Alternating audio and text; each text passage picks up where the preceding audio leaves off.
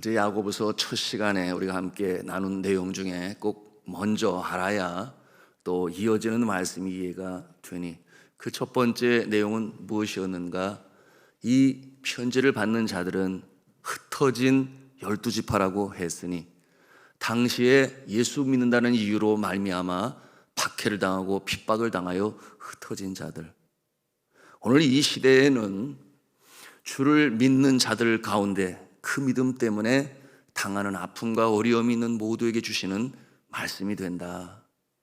그런가 하면 두 번째로는 고난과 환난이 올 때 감사해야 한다. 왜 그런가 하면 이 고난과 환난은 우리의 믿음을 확인하는 계기가 되고, 정말 진짜 믿음인지, 그런가 하면은 연약할 때 더욱더 믿음으로 강하게 세우시는 일에 주시는 고난이요 환난이 되니 감사할 수 있어야 한다 했습니다. 그런가 하면 세 번째로는 고난을 통과할 때 꼭 필요한 것이 있으니 믿음의 인내가 필요하다 했어요. 믿음의 인내는 그리스도인들의 성품을 온전히 구비하여 조금도 부족함이 없게 하시는 방편이 되는 것이니, 여러분, 이와 같은 인내는 성령의 열매요 곧 예수 그리스도의 성품이다. 그러므로 우리에게 꼭 필요한 광야 같은 인생의 여정에 믿음으로 서는 일은 너무나 중요하니 그것은 곧 믿음의 인내다. 이렇게 말씀으로 나누었습니다. 이 야고보서의 저자에 대해서 함께 나누었지요. 그는 예수님의 형제 야고보라고 그랬습니다. 처음에는 예수 그리스도를 구세주로 믿지 아니했지요. 가족들이 그러했습니다. 그러나 사망에 쏘는 것을 이기시고 부활하셨을 때 예수님의 형제 야고보가 예수를 구세주로 하나님의 아들로 믿게 되니 예루살렘에 있는 사도들과 동행을 하는 가운데 마침내 마가의 다락방으로 출발하는 예루살렘 교회, 초대교회에 오늘날로 말하면 담임 목사의 역할을 감당하여 혁혁한 공헌을 하게 되었으니, 사도 바울이 전도 여행을 마치고 돌아와서 주의 십자가의 복음으로 증거하는 이방인들에게도 구원이 임함을 보게 되었나이다 했을 때 유대인들 중심의 선택받은 민족이라 생각했던 그들이 그 복음이 이방인들에게도 증거될 때 구원의 역사가 나타난다, 이 일에 함께 인정하고 응원한 자가 바로 이 야고보다 그랬어요. 그리고 그는 주의 품에 안길 때에 순교자의 모습으로 이 세상을 떠나 주님의 품에 안기게 되니 영광스러운 순교자의 반열에 선 야고보가 기록한 성경이다. 함께 나누었습니다. 자, 이 사도 야고보가 두 번째 권면의 말씀으로 주시는 내용이 있어요. 그것은 뭐냐면 주제가 지혜입니다. 지혜. 5절 말씀에 보니 뭐라고 그랬어요? 너희 중에 누구든지 지혜가 부족하거든 이라고 말씀하고 있으니, 여러분, 우리가 지혜가 풍성합니까? 세상에 많은 경우들 우리가 대처할 때마다 지혜가 필요한데요. 그런데 너 중에 누구든지 지혜가 부족하거든 이라고 말씀하고 있습니다. 여러분이 여기서 말씀하고 있는 지혜는 두 종류의 지혜가 있어요. 여러분, 이 두 종류의 지혜, 첫 번째는 세상으로부터 쫓아온 지혜가 있다. 두 번째는 위로부터 주시는 은혜가 있다.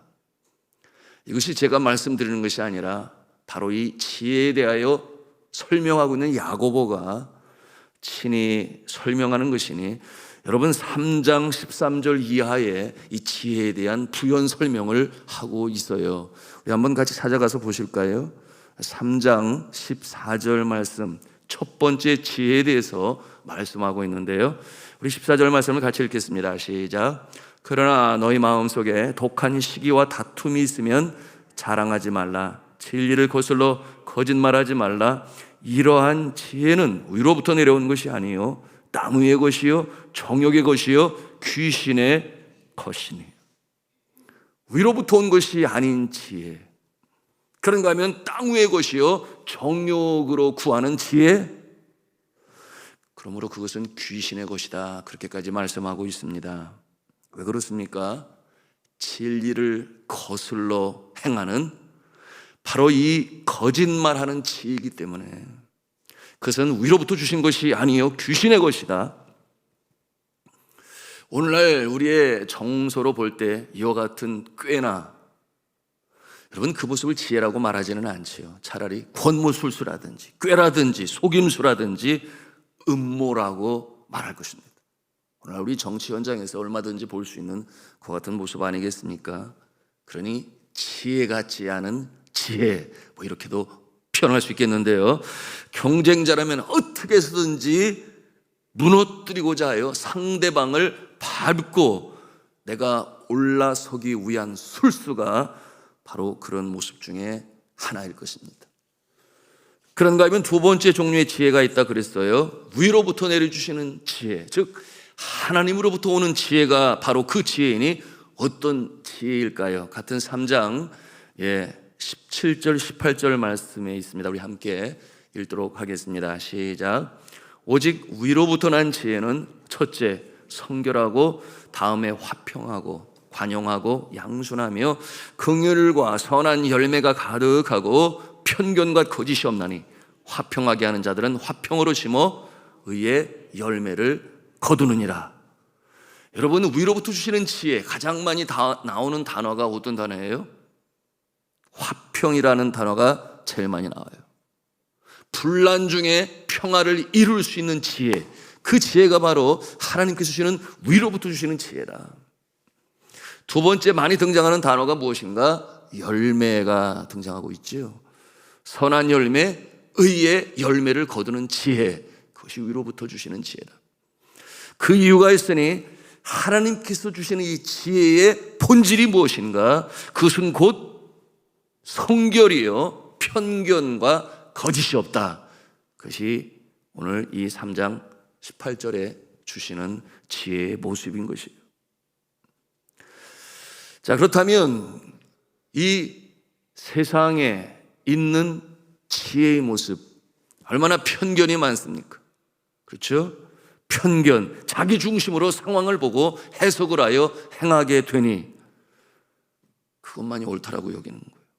내가 생각하는 그것이 옳다. 얄팍한 경험과 알량한 지식에 근거하여 자신이 내세우는 지혜, 편견에 가득 차 있으니 결국 네 편, 내 편을 나누고 사람의 눈을 멀게 해요. 그러니 거기에 화평이 있습니까? 평화가 있습니까? 없어요. 경쟁만 난무할 뿐이죠. 그런데 하나님께서 주시는 지혜는 편견이 없다, 거짓이 없다, 그렇게 말씀하고 있어요. 자, 그렇다면 우리가 어떻게 이 위로부터 내려주시는 지혜를 얻을 수 있을까요? 주신 말씀에 근거하면 모든 사람에게 후히 주시고 꾸짖지 아니하시는 하나님께 구하라. 그리하면 주시리라. 여러분 믿으시면 아멘 하십시다. 하나님께 구하면 하나님께서 주신다 그러셨어요. 여러분 성경의 인물 중에서 이렇게 하나님께 구함으로 지혜를 얻은 이 인물 누가 있을까요? 많은 사람들이 있겠습니다만은 대표적인 케이스로 지혜를 구하였더니 하나님께서 감동을 받으셔서 보너스까지 주셨으니 재물도 주시고 명예와 그리고 모든 뭘 줬어요? 열왕기상에 등장하는 내용인데요, 부귀 권세까지 주셨다. 솔로몬 왕인데요, 열왕기상 3장에 그 내용이 나옵니다. 제가 읽겠습니다. 솔로몬이 그 제단에 1000번제를 드렸더니 기브온에서 밤에 여호와께서 솔로몬의 꿈에 나타나시니라. 하나님이 이르시되 내가 네게 무엇을 줄고 너는 구하라. 이렇게 하나님께서 그 1000번제에 감동을 받으시고 말씀하실 때 솔로몬이 하나님께 무엇을 구했다 그랬어요? 지혜를 구했습니다. 왕으로서 백성을 돌보고 다스릴 때 어떠한 지혜인가? 선과 악을 구별할 수 있는 지혜를 주세요. 여러분, 하나님께서 주시는 지혜는 선과 악을 구별하는 지혜가 되는 것이니 오늘날 이 시대의 신앙도 마찬가지예요. 세계관, 가치관, 인생관이 바로 어디에다 선을 둘 것이냐, 어디에다 악을 둘 것이냐, 이것이 바로 지혜 있는 자의 첫 번째 가장 중요한 특권이 되는 것입니다. 선과 악을 구별할 수 있는 지혜를 주세요. 그것이 솔로몬의 구하는 지혜였습니다. 그러므로 하나님께서는 지혜를 주셨다 그랬는데 뿐만 아니라 보너스를 주셨으니 그것이 곧 부귀 권세라고 그랬죠. 열왕기상 3장 11절에서 13절에 기록된 말씀인데요, 제가 읽겠습니다. 이에 하나님이 그에게 이르시되 내가 이것을 구하도다 자기를 위하여 장수하기를 구하지 아니하며 부도 구하지 아니하며 자기 원수의 생명을 멸하기도 구하지 아니하고 오직 송사를 듣고 분별하는 지혜를 구하였으니 내가 내 말대로 하여 내게 지혜롭고 총명한 마음을 주노니 내 앞에도 너와 같은 자가 내 뒤에도 너와 같은 자가 일어남이 없으리라. 내가 구하지 아니한 부귀와 영광도 내게 주노니 내 평생의 왕들 중에 너와 같은 자가 없을 것이라. 참 대단한 복입니다. 자, 오늘 말씀에 하나님께 구하라 그리하면 주시리라 그렇게 분명히 약속하세요.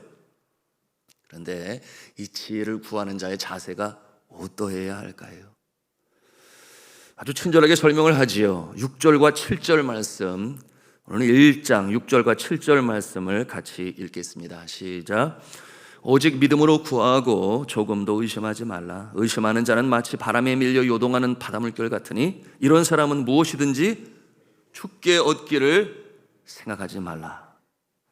여러분, 이 믿음은 얼마나 중요합니까? 우리 신앙생활의 믿음은 너무나 중요해요.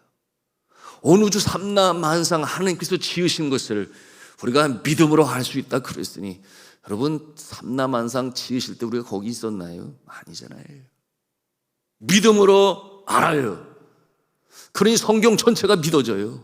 창세기 1장 1절을 믿으면 말입니다.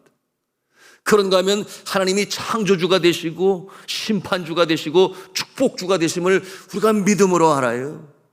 예수 그리스도께서 구원자가 되실 뿐만 아니라 우리의 삶의 주가 되심을 믿음으로 우리가 알아요. 여러분, 이와 같은 모습은 성경에 기록되어진 7,000가지의 약속이 바로 하나님께서 복 있는 인생으로 살게 하시고요 주셨다고 하는 것을 믿게 되니 믿음대로 되는 역사가 나타남을 우리가 믿습니다. 새처럼 믿음은 너무나 중요한 것인데요, 여러분, 이 구원도 마찬가지 아니겠습니까? 우리가 어떻게 구원을 얻어요? 믿음으로 말미암아 얻었다 그랬는데, 그러나 실제로 구원은 어떻게 이루어졌는가? 예수 그리스도께서 이루셨지요. 십자가의 친히 틈을 드심으로 말미암아 하나님과 우리 사이에 막힌 죄담을 허심으로, 그러므로 구원을 이루신 분은 예수님이요 은혜로 되어진 것인데, 그 은혜도 우리가 받기 위하여, 다시 말하면 구원을 얻기 위해 우리에게 필요한 것이 있으니 믿음이다 그렇게 말씀하고 있으니 은혜도 믿음으로 받을 수 있다. 믿으시면 아멘 하시기 바랍니다. 저런 믿음은 중요한 것이에요. 오직 믿음으로 구하고 조금도 의심하지 말라, 오늘 주시는 말씀입니다. 그런데 오늘 말씀해 보니 이 믿음을 회방하는 의심의 물결이 인다 그러세요. 믿음을 해방하는 의심의 물결이 인다. 여러분, 이 바닷물로 표현하고 있는데 그처럼 크고, 여러분 이 물의 무게가 얼마나 무거울까요? 그럼에도 불구하고 바람이 불면 파도가 일기 시작하고, 바람이 약하게 일면 약한 파도요, 강하게 일면 집새만한 파도가 부수지 못할 것이 없고 삼키지 못할 것이 없어요. 그야말로 파도가 요동을 합니다. 여러분, 우리의 심령이 그렇다는 거예요. 여기서 이 바다 물결 같으니라고 하는 것은 우리의 심령이 그와 같으니. 그런데 믿음으로 구해야 하는데 의심이 밀려옵니다. 바람에 흔들리는 물결처럼 의심이 믿음을 회방한다고 했어요. 정확히 표현하자면, 여러분 믿고자 하는 마음에 바닷물과, 믿고자 하는 마음은 바다 물결과 같은데 외부적인 요인이 있어요. 외부적인 요인이 바람이겠죠. 외부적인 요인으로 말미암아 믿지 못하도록 흔들어요, 요동치게 합니다. 외부적인 요인이 우리가 믿고자 하는데 믿지 못하게 하니, 그러므로 위로부터 주시고자 하시는 지혜를 얻지 못한다, 그렇게 오늘 말씀하고 있습니다. 여러분, 이 외부적인 방해가 무엇일까요? 그것은 곧 세상이요 세상으로부터 쫓아온 것이니, 이생의 자랑, 육신의 정욕, 한목의 정욕, 여전히 그와 같은 이 세상의 유혹이 우리의 마음에 침투해 들어옵니다. 무릇 지킬 만한 것 중에 너희 마음을 지키라. 생명이 그러니 이에서 남이라. 그런데 이와 같은 유혹에 우리의 생각과 마음이 빼앗기게 되면 그 마음은 믿음 없는 마음이 되는 것이요. 그런가 하면 이 세상적인 이념과 사상, 성경과 상충되어지는 철학과 과학과 우상과 문화와 욕심, 야심, 이기주의, 이 같은 것들이 이 지혜의 보고인 하나님의 말씀, 우리가 지혜를 어디서 찾아요? 하나님의 말씀에서 찾지요. 여러분, 이 지혜의 말씀, 하나님의 말씀을 믿지 못하게 하는 그와 같은 방해 요소가 되는 것입니다. 그러므로 하나님을 창조주로, 심판주로, 축복주로, 있음을 구세주로, 내 영혼의 구세주, 내 삶의 주인으로 믿지 못하게 하고 주신 약속의 말씀을 믿지 못하게 하니 예수를 믿는다고 하지만 빼빼 마른 그와 같은 모습으로 살아요. 문제가 닥쳐올 때 당황해합니다. 도무지 해결길을 찾지 못해서 밤잠을 이루지를 못해요. 그러나 하나님의 지혜가 임하면 문제가 해결될 줄로 믿습니다. 위로부터 주시는 누구에게? 하나님을 나의 영혼의 창조주로, 예수님을 구세주로 믿어 약속의 말씀이 확실히 나의 삶 가운데 믿어질, 나의 삶 가운데 해결의 지혜가 된다고 하는 것을 믿는 자에게 그와 같은 역사가 나타난다 하는 것입니다. 여러분, 한국에도 이제는 친숙한 학자지요. 작가인 C.S. 루이스라고 하는 분, 여러분 잘 아실 거예요. 나니아 연대기라든지 뭐 순전한 그리스도인이라든지 굉장히 아주 쉬우면서도 깊이 있는 내용으로 책을 써서 변증학자로도 이제는 그 이름을 드러내는 귀한 분이신데, 여러분, 이 C.S. 루이스가 어렸을 때 기독교 가정에서 잘 자랐지요. 자라는 가운데 믿음을 잃었어요. 특별히 청년의 때 그랬는데요. 여러분, 청년의 때 무신론자로 돌아서게 됩니다. 논리를 앞세워서 하나님을 없다고 주장하니 그의 논리가 참 대단했는데요. 그는 학자답게 19세기의 합리론, 진화론, 비교 종교론, 프로이드주의, 시대주의, 회의주의, 낭만주의 완전히 섭렵했어요. 참 대단한 지혜와 또한 지식을 가지고 있어요. 그런데 그 섭렵하는 가운데 그는 그 모든 세상에서 만들어진 이념이요, 사상이요, 철학이요, 여기에 대해서 실망을 하게 돼요. 그것이 자신의 심령에 안식을 주지 못하고 참 생명을 주지 못한다는 것을 알게 되었을 때 회의주의자가 되었습니다.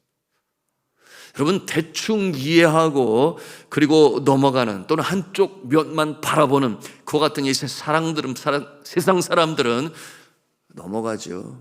오늘날 젊은이들이 그래요.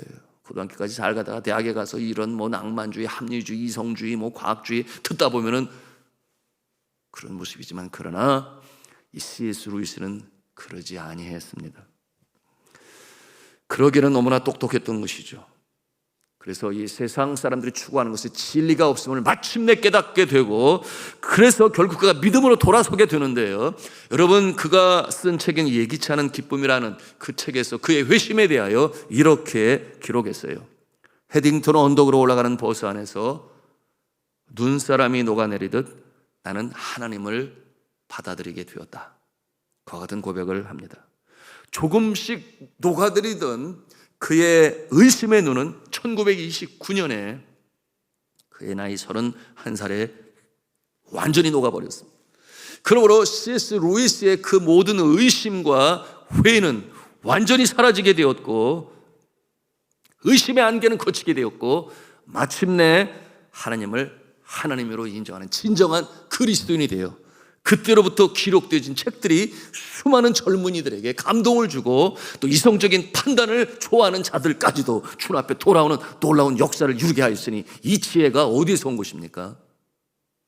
구하는 자에게 주시는 하나님께서 그에게 주신 것이니, 이와 같은 지혜는 많은 사람들로 하여금 주님 앞에 돌아오게 하고 화평을 이루게 하며 거짓이 없으니, 거룩함을 가지고 이루어가는 지혜가 되는 것이니 하나님의 영광이 나타나고 나에게는 기쁨과 보람이요 문제의 해결에 주초가 되고, 그리고 이 모습을 통하여 많은 사람들에게 선한 영향력을 미치는 참 지혜가 되는 것입니다.